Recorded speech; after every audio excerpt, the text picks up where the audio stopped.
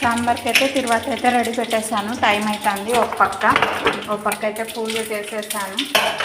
పూజ complete అయిపోయింది. ఇంక ఇది తిరువాత కాలితే తొందరగా పోపు వేసేసి తొందరగా వంట చేసేసి తిని ఇంకా బయలుదేరేదే. టైం వచ్చేసి ఇప్పుడు 10:20 అయ్యింది. ఇంకొక 20 మినిట్స్ లోపు అన్నీ కంప్లీట్ చేసేసుకోవాలి. 10:30కి షాప్ డైలీ. ఇలా తర్వాత అంతా కాలిన తర్వాత సాంబార్లకు అయితే వేసేసుకోవాలి. చూడండి, ఇలా బ్యాళ్ళు క్యారెట్ ఇలా కర్రీ రాగా ఉంటేనే సూపర్ ఉంటుంది. రైస్లోకి మెత్తగా ఉంటే నాకైతే ఇష్టం ఉండదు. నేనైతే ఇట్లా కొంచెం కర్రీ లాగానే చేసుకుంటాను అన్నమాట.